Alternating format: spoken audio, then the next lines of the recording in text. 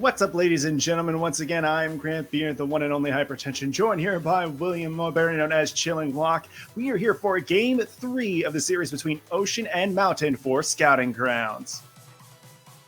You know, Hyper, if you were going to say that this game was going to go to Game 3, I could have believed you, but this is basically just a repeat of a rematch. We had the Game 2 of their first game, and APA doing a really good job.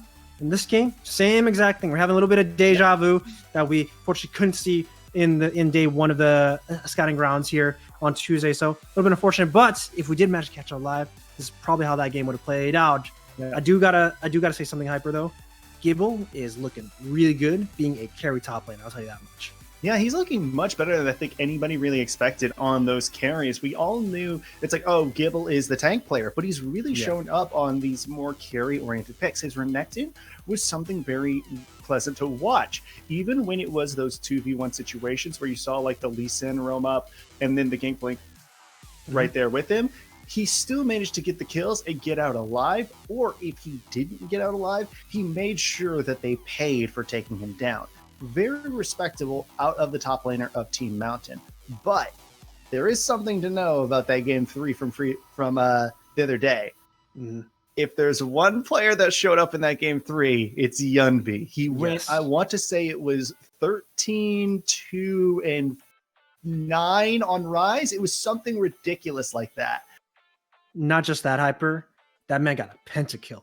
Like he got did. a pentakill. And if APA didn't have those hiccups, we could have seen that pentakill on Tuesday's stream. Unfortunate that occurs. It's a good thing that, we finally get to see Mountain and, see Mountain here, because that means that we won't be able to see Yunbi potentially get another pentakill here. But, if we're going to be following the narrative, if we're going to be following the script here, I hope to see Mountain make an upset here in today's match. It also means that Ocean will be going 0-2 today as well, and Mountain also going 2-0. That's going to be pretty big when it just comes to the overall standings before this Saturday, where we get to see the 1 versus 2 and the 3 versus 4. Absolutely, and this is with 1 day still left, so as you said, the standings will be very important. Currently coming into this match, by the way, it was Team Infernal in the lead, undefeated. I believe they are still so. I believe that the other series has already ended. I don't have an exact score on that one at the moment, but this one, it came in with Ocean at number 2, Mountain at number 3, and then Cloud at number 4. Just going down the line of 3-0, 2-1, 1-2, 0-3. And this is a very pivotal day. This is where the teams have already faced the other teams once. This is the match where Team Mountain, if they are going to regain some ground on Ocean, they need to show up. Right here, right now, it's gut wrench time. And I want to add one more point, Hyper, that if Mountain actually manages to win this match, it also means that they're tied with Ocean, and I feel like they would also actually technically be second, because they have the better head-to-head matchup when it comes to just these two teams. So that's one thing that we'll have to see how this progresses going on, but super excited. I want to see the change of Ocean's draft. Rodolph is getting so bullied in the top side. They have to figure out a solution between Ocean and figure out some way to make sure that he just stops dying in the solo lane, man. Yeah, and looking at this, again, as you said, if they win, it will be very, very close. Ocean, even if they lose, will be ahead by 1 game. And that is so easy to recover in this sort of event. As we already see, once again, the Syndra of APA banned away. That will be the Samira banned away as well. Still trying to remember the name of that champion as it goes along. The Ashe banned away from Spawn. Of course, it carried on Tuesday in their first series. The Lucian, you have to take that away from Yunbi. Very sensible bans thus far from both teams.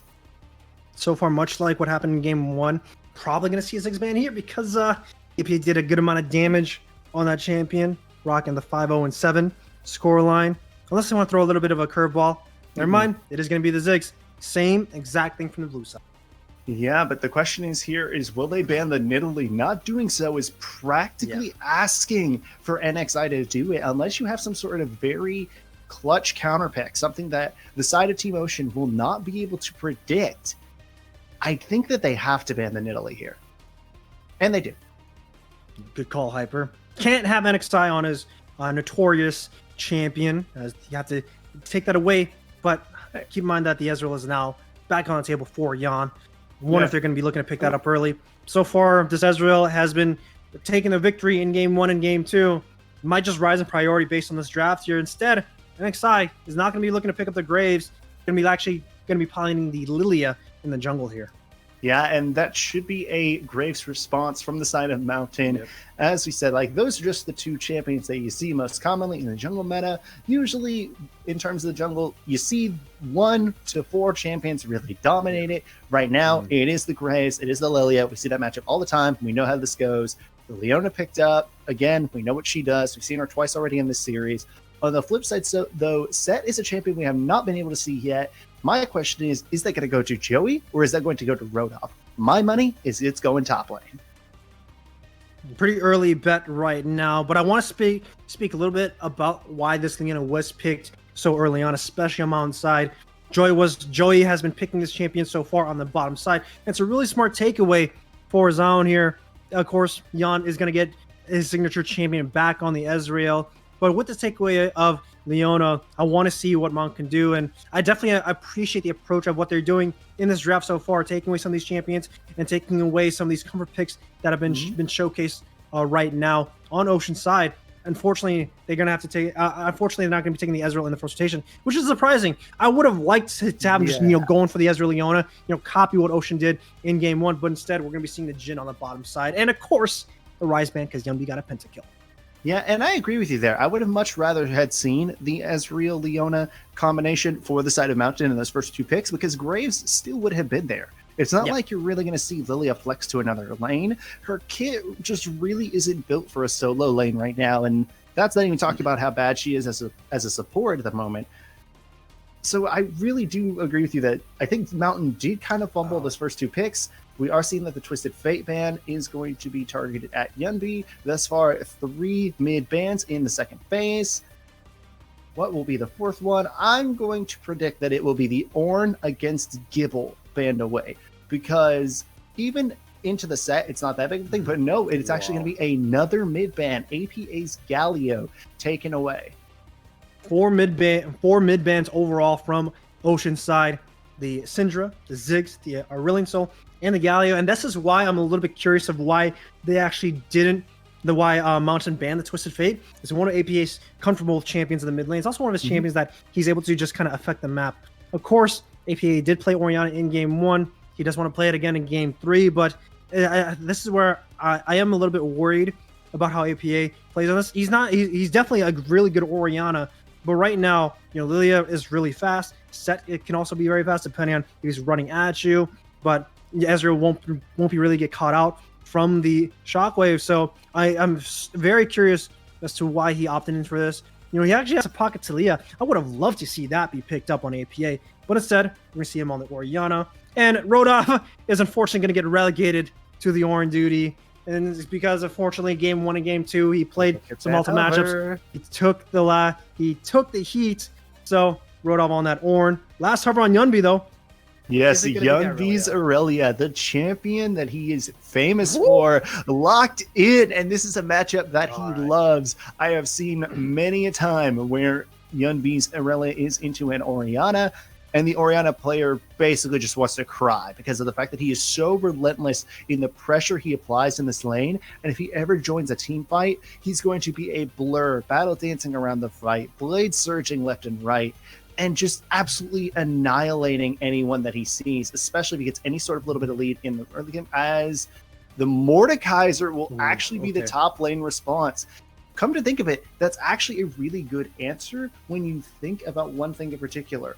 If Yunbi is going to try and go in on those fights, or if Rodolph is going to try and set up a call of the Forge God, or even if NXI is going to try to set up a multi-man sleep, Mordekaiser can just point his mace at that champion and say, nope. You bring up a really good point, Hyper, and I really like this Mordekaiser as well. It just means that Yunbi isn't able to play the game the way he wants to, as he wants to dive onto the 3 backliners, but now having another person sitting up on the defensive line to make sure that his quarterback and everyone else behind him doesn't get blitzed on by Yunbi. It's a really good pick here. Hopefully, Yunbi might have to pay the QSS tax early on so he can get out of it and be a little bit more of a damage source onto the backside. But we have to see what occurs here. Yunbi on this Aurelia, basically putting on the carry pants on himself along with Jan. Then Gibble now trying to see if he can actually target Yunbi in the mid lane when these fights start occurring. Yeah, because even so, there isn't really a great ball delivery other than that Leona for the side of Mountain. AP is pretty much going to have to rely on just Flux to really get the ball where he needs it to for this clutch shockwaves. But even then, if Flux does go in, there are plenty of tools on the side of Ocean to get him out, namely the showstopper and then the sleep, allowing him to, just be stalled right in his tracks. I'm very interested to see how this game is going to develop as we are loading up the rep here in just a second. I'm very excited about this game 3 because we talked to death about how Gibble has actually shown up on carries. Well, he's on another split pushing carry. We've seen this champion work in NA many a time, most famously TL Impact, but yeah, I'm excited to see what Gibble can do once he gets his hands on it into this matchup against this composition. I am too. He has a lot of people helping him get to the back line. You already have Rodov on the Ornn. You also have your support rocking the set too. So they're pretty solid divers to back you up, even if you were to go to the Death Realm. So we'll have to see what Yumbi can do. So a lot of spicy picks right now, Hyper. Honestly, this is game 3. Both the teams are getting a little bit creative. I want to see APA get a little more creative. Maybe pick up that Talia, maybe another global mid lane that we rarely see. But instead, when we see the Orianna, as we're gonna hop right into game. Absolutely, we are now into game, ladies and gentlemen. Here. On to Summoner's Rift. It is Ocean. It is Mountain. It is game 3. The final game of the day here on stream for Scouting Grounds. And you know what, Chillin' Walk, again, I am excited most of all by this Mordekaiser. But secondly, again, we get to see another one of those famed champions. When APA tried it out on the Aurelion Soul, it didn't exactly work out because of the fact that he ran into Yunbi's Rise, who had the pentakill. Now, we get to see Yunbi himself on his signature champion. I'm very excited. Taking a look at the jungle starts right now, Hyper. We do see NXI starting at the Raptor camp and Zan starting at the blue buff, actually getting a leash too. Surprised that he did. Usually we see Graves sometimes go leashless, especially at red or blue buff, just to hide out where the starts will be. But with the reveal, they are going to know that both jungles are going to be starting on the top side. Flux and Joey going to be trading some blows right now, but regardless, everything's looking A-okay. As you said, looking okay, as you say. Really, if there's any lane I'm looking for there to be action in the early game, funny enough, it hasn't been the two that we've talked about the most. Yeah. It's got to be this bottom lane here because you have a Set, you have a Leona, 2 champions that really love to fight. I mean, Set, it's even in his lore about him loving to fight so much. Leona, being the early lane bully, and even then with the follow-up CC that can be provided from Spawn's Jhin with the Deadly Flourish, I'm very excited to see how this team will work around this bottom lane. We do see a full clear on NXI's side, doing full clear on the bottom side. Well, Zan is already on the top side doing his Raptor camp and also finishing up his red buff. So a little bit of a tempo lead in the jungle matchup as lanes are still just farming away. Gibble getting the better end of this matchup. Of course, getting the counter pick, but so far it's getting the better end of just the players themselves, Yeah, and that's kind of what you expect out of this matchup. I mean, Ornn, he may be the assassin, fighter, tank, mage, everything, every role under the sun, but at the same time, he's not that great in a 1v1. He's okay. Most certainly pretty good for a tank. But he's not going to really be able to fight the juggernaut that is the Mordekaiser, as now we're seeing that firsthand. He's going low. He's going down. It is the man named Zaun who takes him down, and that will be NXI walking away, tail between his legs, because he doesn't even gift the Rift Scuttler. Man, betting everything on a level 3 Scuttle fight. Rodov, again, being the sacrificial pawn. Honestly, at this point, he's just kind of someone who's just going to be ending up dying so far in this series, which is definitely unfortunate. I think there was just miscommunication between him and NXI. And Yumbi did have priority, but just unfortunate that they didn't show up in time for that top Rift side Scuttle fight. So, of course, Rodov is on the Ornn. Taking death isn't going to matter too much because you're still going to have value due to the Call of the Forge God, but without any teleport, means that he is able to just set up a freeze and make sure that Rodov is unable to return a lane and get some farm in his own hands either. Yeah, and look at it here. We talked about that signature Aurelia doing so much damage there with the flash and the auto attack for the kill. Yunbi solo kills APA under tower. Solo kill top side happening game 1, game 2. Now We're gonna see some solo kills happen in mid lane. Fortunately, the APA wasn't able to get any kills, but fighting on the bottom side, they're looking to commit. They are looking to commit. That is going to be the haymaker from Joey, taking Spawn down low. Yawn on the backside, trying to throw out whatever poke he can. Overall, both teams are able to get away without having to burn any flashes. Every other summoner spell not named Flash is burned in that bot lane, though. However, APA does not have that flash anymore, so I'm a little bit worried with this mid lane. Yunbi getting solo kills on. It's going to be proving pretty big. Roadhog unfortunately missing the E. Oh, no. Oh, they both make it out. Woo. Oh, if the Obliterate had been off cooldown, that 100% would have been a kill there for Gibble. Roadhog trying to bite off a lot, but unfortunately not able to get enough. No! Easy kill because he gets pulled under the tower there. I didn't even realize that he drew aggro at first. Oh, you hate to see it, man. Before I get into that, we have some action on the bottom side, Hyper. That we do as Joey goes in, but he is locked up by that Deadly Flourish, and it looks like the side of Mountain, they're just getting everything here. Everything except for the mid lane is winning right now in favor of Mountain. This is also going to be the Yunbi show, Hyper. Yeah, Yunbi has to be the one who's going to be the big pivotal point that can swing this matchup forward. Zaun is here to help out his fellow mid laner to make sure that AP has a little bit more breathing room, while as Ocean pressuring the bottom tier 1 to get some plates in. The teleport's coming in, though. Gibble wants to fight.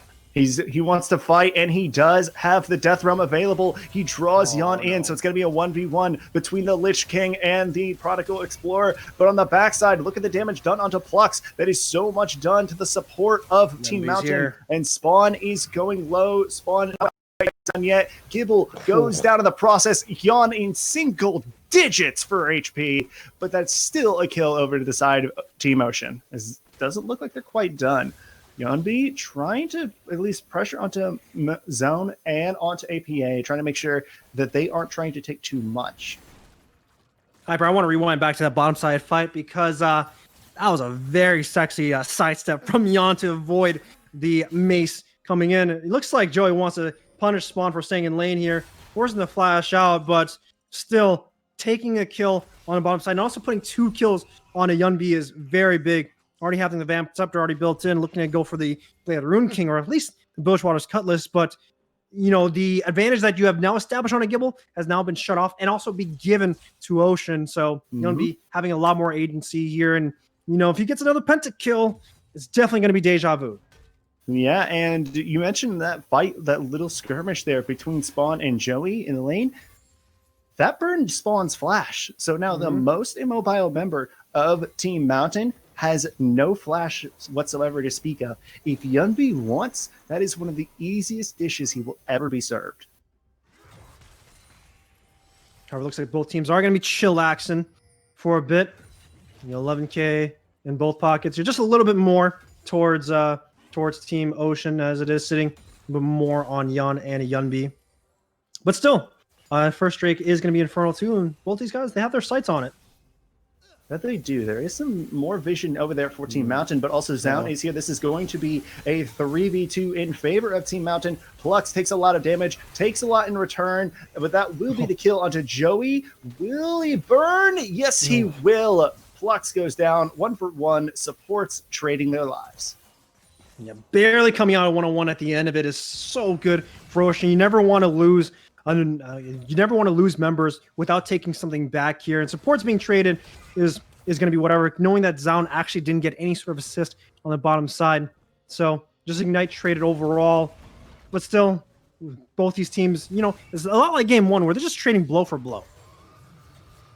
Yeah, and in that back and forth, as you said, that blow for blow, it is really a game, in my opinion, that actually favors Team Ocean as the game goes on. They have very good scaling here in terms of the Aurelia. They have the Lilia, who could have a lot of damage come late game. The Ornn has the ornaments to help them get just that much bigger and that much more dangerous in the long run.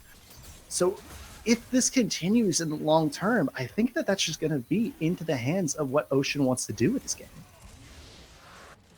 Definitely will be Hyper. As long as Yunbi is able to just kind of do his thing, as long as Yon doesn't get touched, then that's usually going to be the game plan. Them picking themselves up in Infernal is going to be a good victory on their own end. So far, they've always been the team that's grabbing the because of Yumbi did manage to get it with more gold onto him. Of course, a lot more bigger and scary Irelia that would approach these team fights. And so still both these teams keeping to the way they want to play the early game. Target APA from Oceanside, target Rodolph from Mountainside, and the moment that they're able to do so, it'll be looking really good. Mountain, however, has a different play in the book. They're actually looking to overload onto the bot side, make sure Gibble actually just comes straight down to the bottom to force any sort of fight instead of going to the top side here. They might not know where Gibble is because he's already around the corner.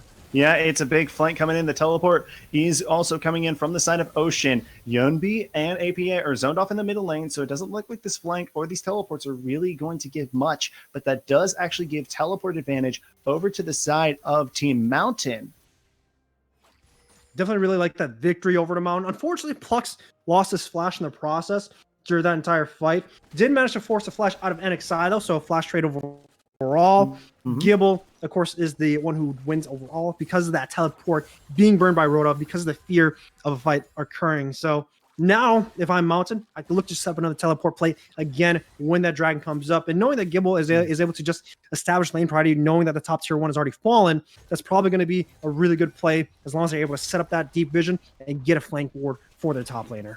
And as the tower plates do fall off of those structures here in just a few seconds, it does look like the more gold, I believe, did go over to the side of Team Mountain, but Yunbi now could be in a lot of trouble. I mean, that's still a Graves. He still deals a lot of damage. No collateral damage able to come out, so Yunbi and Zaun will both walk away.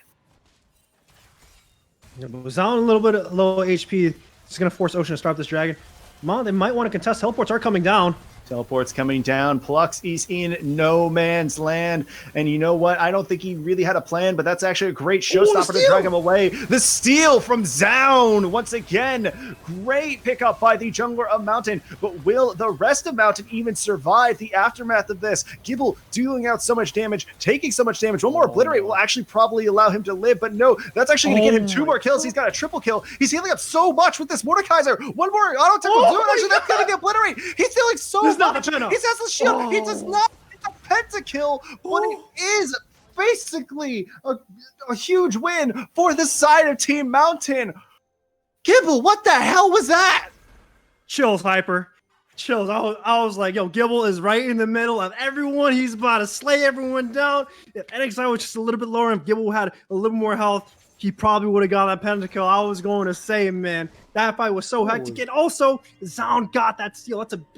That's a very important thing. It just means that Ocean is unable to push for a so point like they have been so far in this set. So a great answer overall. And Gibble, he's looking to be the carry man in this squad. NXI, though, he's also 5-0-1. He's looking to be the big carry compared to Yunbi, but they did catch Joey when looking to face check this vision, though. Yes, he does. He does have Haymaker, but at the same time, the damage is there for the side of Mountain, but they do not manage to get him as he does burn Flash to get out. But like I said, Gibble at this point, I think he should change his name because I think he has evolved into Garchomp. Somebody hit Cynthia's music or something because that Elite Four theme was dope. Yeah, talking about some Pokemon. I wonder what the evolution will be so far if NXI were to evolve. A lot of these people are looking to just kind of evolve to the next game. Honestly, when it comes to just amateur to academy, to professional play, and then eventually to the world stage. Absolutely, but given the fact that he does play Nidalee a lot, I mean, I guess it would be like Solgaleo or something. I don't know. Nah. Hyper, I have not touched the Pokemon game in a long time. There's all I know is Charmander. There's Charizard, there's Venusaur, there's Ivysaur. All the Gen 1s, in my opinion, are honestly the best Pokemon. You're one of those people. All right, moving on then. Don't be hating. Looking right now, we do have a situation where the side of Mountain did pick up the Rift Herald. Right now, looking at the inventories, the only person really without a completed item, I believe, are both of the support. Actually, the only people without are the supports here. The rest of the map, they're working on 1.5 to 2 items. Spawn, I imagine, has a lot of gold in his pocket, so he probably will be able to buy the components of that rapid-fire cannon on his next back. I do want to point out one thing now, Hyper, that both these teams did swap their allocation when it comes to the individual matchups from the solo lanes here. That we now have Rodolph versus against APA. Just means that the two solo lanes that we're losing are now able to kind of just farm for free. Not going to expect any sort of solo kills, but also means that I'm curious to see how the one-on-one between Yunbi and Gibble are going to turn out. because Yunbi, of course, starting to build up that a wit's end against Gibble, but Gibble already has a Rylai's Crystal Scepter already built in. A lot of HP on his side, a lot more, but instead Yunbi wants to see if he can pressure on an APA. Yeah, and he should actually be able to get this kill. That's going to be the Vanguard's edge. That's going to be the dash in. But that's the Shockwave. Will the Ignite burn him down? No, it doesn't. He manages to survive, but he blows everything in the effort. Yeah, losing everything is honestly very costly. You have to deal with Joey looking to collapse onto you. You have to deal with Rodov jumping onto you too. Really devastating to see how it'll occur, but the gold lead is really surprising because the two solo lanes that are losing are basically neck and neck, 5.7, whereas the two champions that are in the winning lead are also neck and neck too, around 7K here. Mid-tier 1 from Mountain is going to fall down, and top tier 1 is going to fall down too. So Ocean managing to open up the map a little bit more for themselves, approaching the 20-minute mark, which is definitely something that they can work with, knowing that Baron will be coming up soon. Yeah, unfortunately for the side of the Mountain, they might have the Lich King on themselves, but right now there's 2 raid bosses onto the side of Ocean in NXI, in Yunbi. And last I checked, 2 raid bosses generally beat the 1, as they do have the tower advantage right now. They have the gold lead. They have the pressure advantage. It's going to be all on these engages, who really gets off the fight first and who can deal out the most damage right off the bat. Looking here, they are positioning around this Mountain Dragon, which is going to spawn here in the next 25 seconds. So I would like to see these teams put some priority on this. But then again, it's not exactly a very essential dragon to take at the moment if you are Team Ocean, who are going to be the ones late to this party. It definitely isn't, Hyper, but the one thing that we have to keep in mind when it comes to Ocean's composition is that you don't really want to walk into Mon's composition. Walking into a Mordekaiser in the Death Realm is very tough if Yunbi managed to get snared in. Walking into a ball that's sitting right in the middle of the field, middle of the river, is something that is very scary to deal with. And of course, walking into the Jin traps is also something you don't really want to deal with either. And I can understand why Ocean is respecting that. They don't want to go into a face check, because walking to Mon's composition, which is really good at kiting back, is something that they have to kind of play around with. And if they were to contest, they have to do something with the flank off of Yunbi, or maybe even off of NXI. But because Yunbi is up on the top side, hitting that tier 2, they just have to give it up.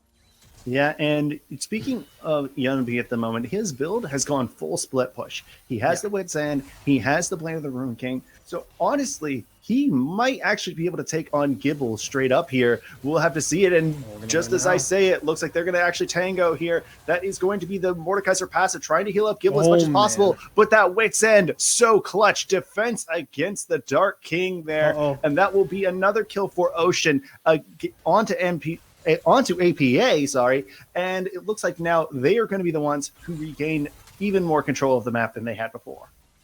The moment Yunbi is able to establish the win on the one-on-one is now where Mount is very scared now. If they are unable to match the one-on-one against Yunbi, it just means that now both sides are going to lose against Yunbi. And this is where, if I'm Mountain, we have to start dedicating resources to dealing with the Aurelia now. And you pointed out, he built full split push. He's not looking to go into that Death's Dance. Executioner's Calling or some sort of grievous wounds needs to be built into Gibble's kid, or into APs, or honestly into anyone, but for sure the person who's answering Yunbi now. This is where as long as Ocean recognizes that Yunbi can handle the one-on-one between Gibble and APA, they're free to play the 1-4 split push. Yeah, and it's even a situation that's even worse for Gibble because of the way that he's itemized. He has the Ninja Tabi, and he just has raw health. Well, Blade of the Rune King does % health damage. The health doesn't really matter when you're looking at Yunbi, especially when he's also doing magic damage off of every auto attack with that Wit's End. And when you factor in the fact that he's building that Death's Dance next, as you said, the Grievous Wounds is imperative for the side of Team Mountain if they want to deal with the Yunbi's monstrous Aurelia. And even then, even if they get past the Aurelia, they still have to deal with NXI's Lilia, which is 5-0-1. He's about to finish up his Leandry's Torment. It's an uphill battle for Mountain right now. They need to get off a really good pick here, but if they give this up, this is not great. There's going to be the sleep landing onto Gibble that's going to waste most of the time of the Death Realm. Gibble's in a lot of trouble here. Does get knocked up. He's taking a ton of damage. The heal comes through, but he goes down. I was going to mention, Hyper, that you mentioned that Gibble itemization isn't as correct. Joey flashing to see if he can catch out Zom, but unfortunately doesn't get to it. But back on to Gibble, where there's a reason why they called for the reswap for Gibble to match into Rodolph, because he definitely still wins that one-on-one matchup due to the itemization. But knowing that if that swap would occur in Ocean, understanding that if we just tackle Gibble one more time, I think we're in a fine spot, and it's working really well for Ocean just to identify the ways of tackling the biggest strength on a mountain side. Current call comes flying through, but Ocean, I think they should be able to get out unless they want to force. Oh, yeah, and the flash and shockwave burn from APA, the current call burn from Spawn. I think that might have been a little bit of lag there. That looks like the kind of play that was not intended. Yeah, hopefully we're not going to be going back into what happened 2 days ago and yesterday, where there was some issues with APA's internet usage. But game going to be paused. Going to be double checking to see what's going on right now. But hopefully things can get resolved in a really quick fashion. Hopefully things can get back into the game, because this is a tense series. NXI 6-0 run right now. Gibble getting a quadra kill in this game, making sure he's a standout top laner, is looking really good. But for sure, Ocean has the advantage at the 23-minute mark. They absolutely do. And again, if you are the side of Mountain, there are only two routes for you to really get back in this game. You have to shut down Yonbi, or you have to shut down NXI. If you can get one and then take an objective off the fact that you just got those big shutdowns. I mean, look at the shutdown gold available on NXI. That's a 700 gold shutdown. That is massive, especially for someone who is behind in items like APA. If he gets that, that could help get him back into this game. Big old chunk of change. Just waiting for someone to take it. Hopefully Gibble can get it. Hopefully Zom can get it. For sure, APA. We have to take a look at his itemization, man. He had to go for the GLP and the Hourglass just to make sure he lives and make sure that the aggression of what Ocean is throwing, doesn't come all the way through in a front-to-back team fight. So definitely a worrying trend. And that's one of the reasons why, I wish the APA pulled out something a little bit different here. I wish that they maybe gave APA the last counter pick on red side and, have him play something that was a global mid laner instead of blind picking the Orianna. You banned away TF. I would have liked him to blind pick TF and then look to move around the map, or if not that, set up for him the Taliyah, because in the Scatterground circuit, if no one was watching APA, like his Taliyah was a little schnasty, I'll tell you that much. He was making moves, he was doing a lot of damage in team fights, and people sleep on that champion. And APA is one of the best Taliyahs right now, one of the best global mid laners that makes it work. Yeah, and that Taliyah also would have been very effective if Ocean still wanted to pick the Aurelia, because every time that Aurelia has to dash in, it would have to be into the worked earth by the Taliyah, just resulting in so much damage back onto Yunbi. I think that would have actually prohibited Ocean from making this Aurelia pick. And Yunbi, as you can see, he is so powerful right now that he's just standing in the front line, doing as much as he can to clear out the waves. He does not fear anyone from the side of Ocean. And now the Mountain Dragon is up. His team's positioning up as if they want to fight. Youngby is on a flank. Here comes the call of the Forge God. Zound goes low. He does not go down quite yet, and that is going to be the curtain call opened up the side of Team Ocean. They do actually lose Yunbi. Yunbi is dead. The raid boss is gone, but can the rest of Mountain actually clean up? APA goes low. Zound is low. That's double kill for Joey, and that's going to be yet another kill going over to the side of Team Ocean. They killed the raid boss, but they forgot about his minions. It doesn't matter. Even though the current call came through and Spawn managed to land that snipe, all the itemization and also the way that fight came through just worked out so well. You talk about Mountain in a composition that is meant to have the opposing team walk into you, but, we take a look at that composition as well. That's not a good composition to walk forward. And if you're walking forward to a Lilia, into an Aurelia, into a set, it's definitely a very bad picture. And you saw what happened. Zan walked straight through. He had to get the heck out of dodge. And then even though you managed to catch Junbi, because of the way you approach that fight, it definitely just cost you. And that's why it's a pretty big sweep here. They want to go for the contest on the Baron, though. They don't realize that Yunbi is coming, that he is on the flank. Rob does go low, as does Joey, but here comes Yunbi. He's going to dance around. NXI picks up 2 kills, actually, in that fight, but they will be chased off of the Baron for now. So, honestly, mission success for the side of Mountain, even if they do enable NXI that little bit more. And NXI, we haven't really talked about them because Yumbi's, of course, playing the Irelia, but 8-0-4 on the game, deathless so far. I had an interview with him yesterday, Hyper, but NXI is just so talented at this game. Usually we see him on a lot more carry-oriented champions. Lily, of course, is someone that does a lot of damage, but you're not as flashy compared to the likes of Nidalee, the likes of Graves, the likes of Lee Sin, but he's definitely putting in his work and in showcasing why he is one of the best junglers right now in the 2020 Honda Scouting Grounds. Absolutely. I mean, if not the best jungler, NXI, people had a lot of hype coming in for him. He wasn't the highest on solo queue. He wasn't the player with the longest tenure in amateur, but he was the one who, for his time, I believe, might have made the biggest impression. When you fill in the shoes of a player like Kenby, one of the players who will probably be remembered as one of the best players NA Amateur has ever seen, and then you don't miss a beat, that just says something to your fortitude as a player and your mechanical skill.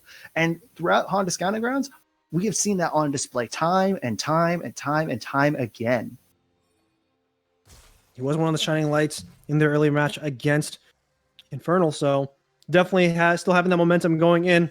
Rodov, of course, a little bit shaky game 1 and game 2, but he's definitely coming back in his own sense. 1-4-7 here. Already looking to start this Baron, but Team On, they're nowhere near around it. They have to walk in slowly and just check these bushes. But look at where Joey is. He has a flank position from the mid lane, and they definitely have to take this so close. And Yumbi's already on over the wall too. We have a double flank from Ocean even before this fight were to start. And you see the patience of Mountain. They really do not want to walk in. This is a composition that's not meant to walk in, and that's why it's just so scary. But the Baron is still melting down, and Yumbi already activating the ultimate. It's only 3K left, Hyper.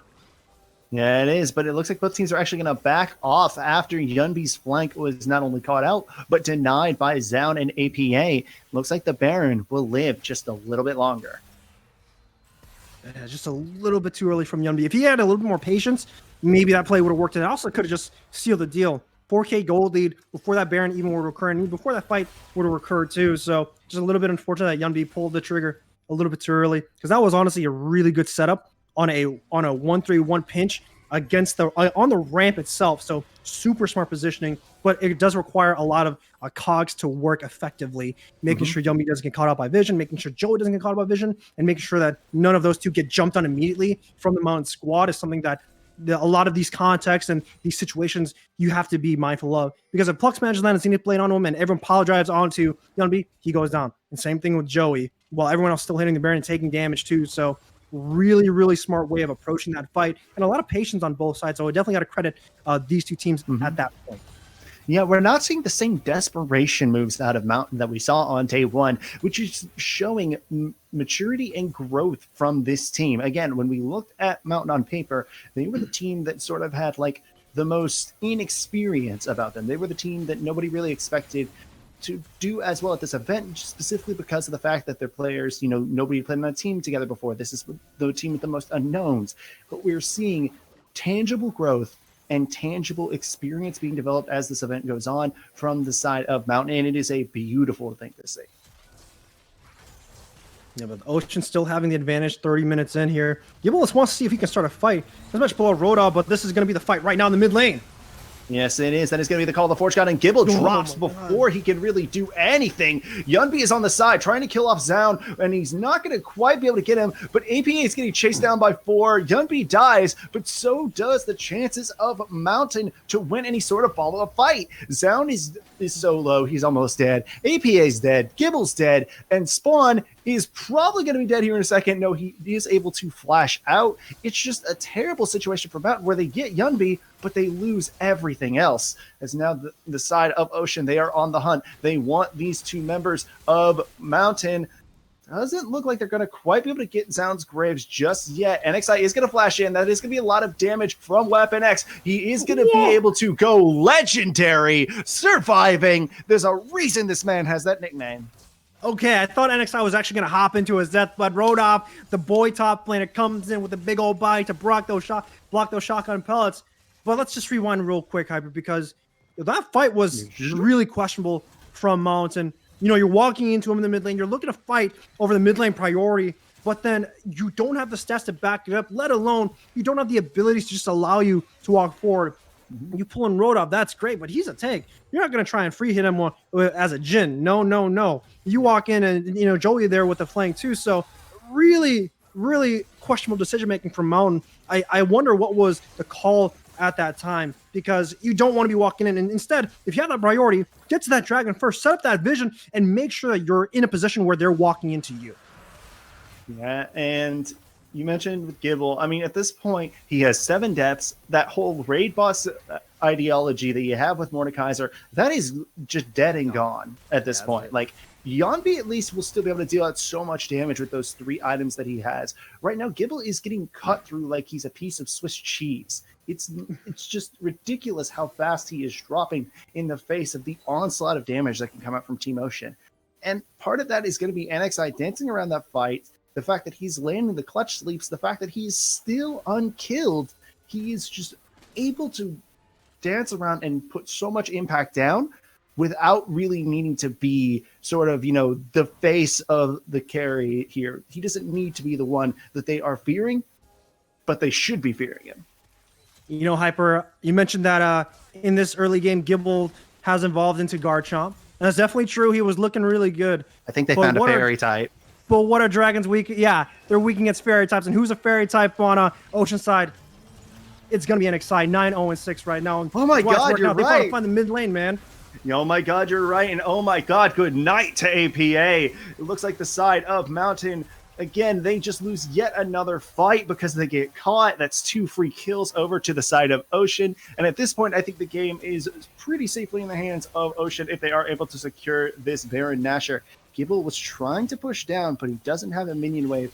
I don't even think he's really going to be able to get to the inhibitor. Yunbi looks like he's trying to hunt, but Zaun and Gibble are setting up a trap here, but who is the one in the trap? Zaun takes a lot of damage off the front. That is going to be Zaun burning down. Gibble not able to save his jungler. Yunbi in the 2v1, picks up the double kill. Remember when I said it was a raid boss? Yeah, I think that still stands. Mountain, I am so worried. You guys were looking so good in this entire set, man. Game 1, close nail biter. Game 2, y'all push it, and y'all got to it. But now game 3, it looks like people are just crumbling left and right. APA, you just look so out of place in this composition, and also just out of place on this champion. 0-7-5 right now. Even though Gibble had a really good performance, it's just looking like Ocean are able to just find those answers through Yunbi and through the way they're playing around the composition. It's a good job on Rodolph's end to just, you know, take the brunt of it, even though he died twice, you know, individually against Gibble. You know, this is the reason why you pick a tank top side. Even though you lose lane early on, as long as you're able to fulfill your role and be a frontliner, you get that value. And Ocean, they're just looking like a better team at the end of it. Yeah, and they are getting so much utility out of their itemization. Look at how many ornaments they have down. The only person without one is Joey, because he doesn't really need one. You see there that is the Frozen Fist, meaning that even if they get onto Yon, he's going to take forever to die, as on this patch, that is still the highest armor item in the game.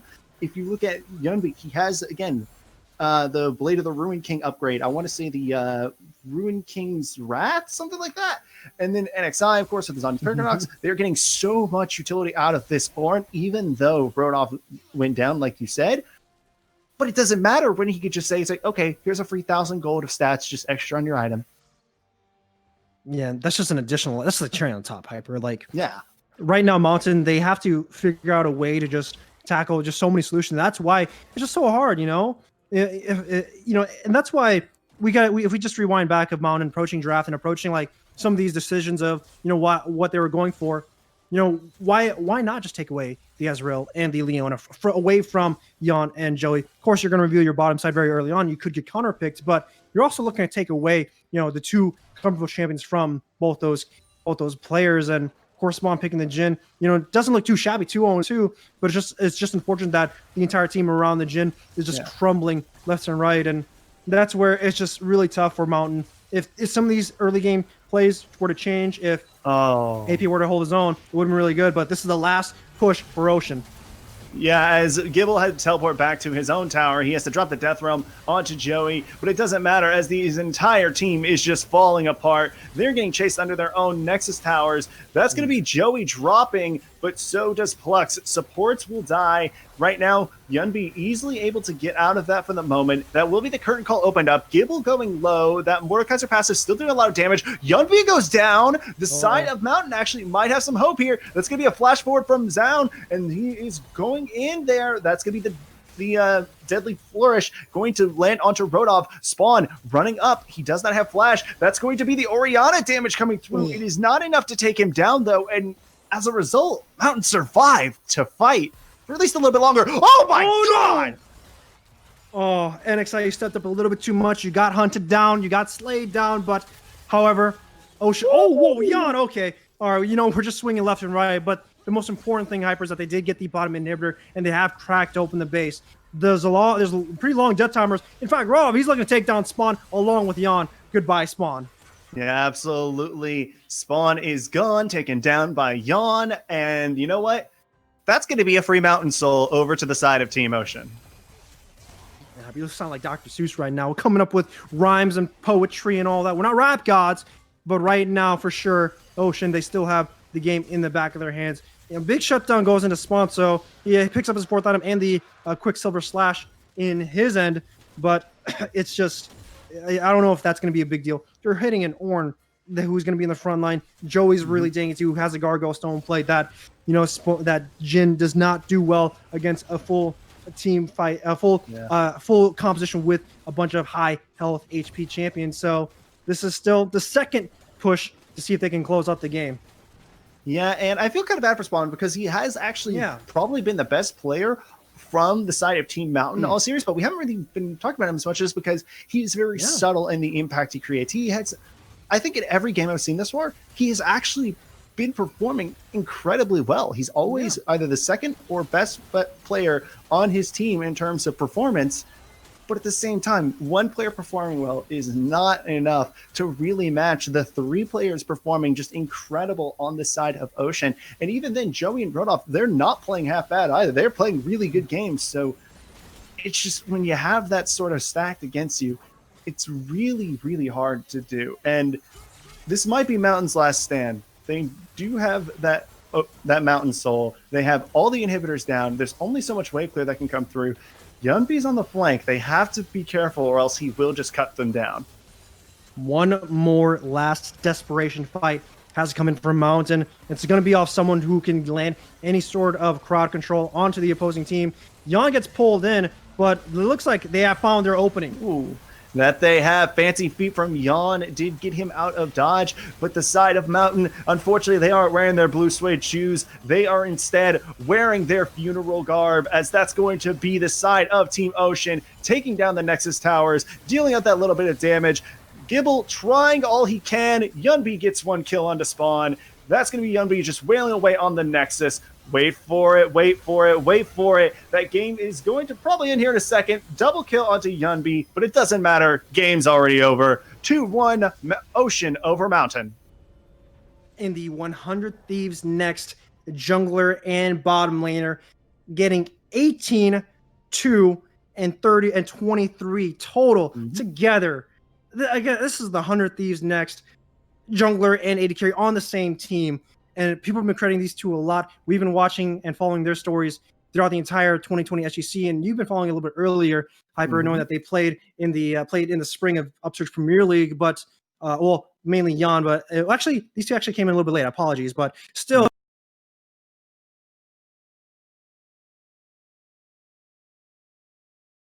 Already built in adds a lot of value to a team, and maybe that's the reason why Mountain are just kind of crumbling, even though they put on a good fight, all going all the way to game 3. But just the synergy and the cohesion that comes through is very evident when it comes to Ocean, and kind of costed Mountain in the game 1 where they took a fight and unfortunately just had a little bit of miscommunication what they want to do, and maybe that's what's separating these two teams right now. It might just be Mountain. I believe they would need to win both of their next 2 games to come back in for a chance at the Skyline Grounds finals, because I do believe Infernal did take down Cloud to 0. So I believe Cloud is actually eliminated from contention in those top 2 spots. Ocean only needs 1 game to secure it. And right now, that just puts so much more pressure on Ocean because of the fact that they do play Infernal tomorrow night. Infernal, kind of the surprise of the event. Everybody said that it would be Ocean to look at. But now, looking ahead, after this, we do see both of these teams play that dominant Infernal roster. I'm very excited to see how those games will pan out.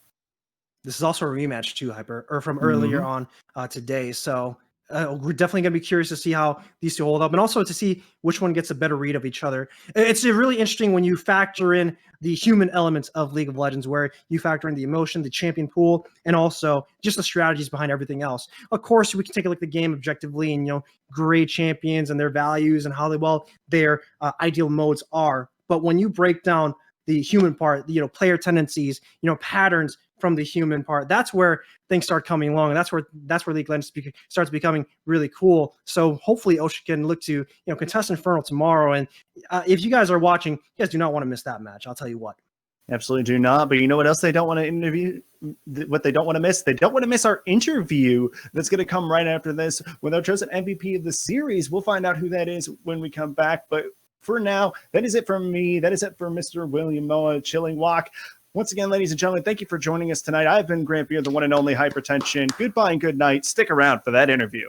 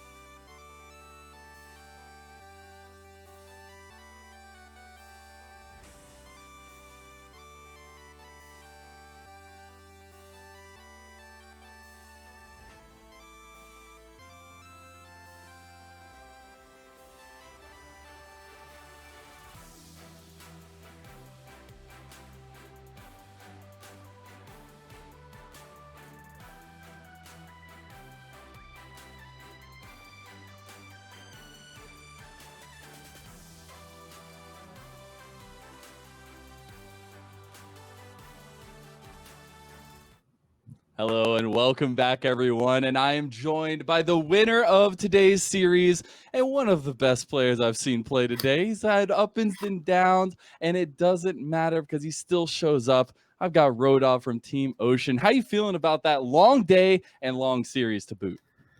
Honestly, I don't feel that bad because at the end we won, but I feel pretty bad about my own play because I feel like some of the games like really trolling.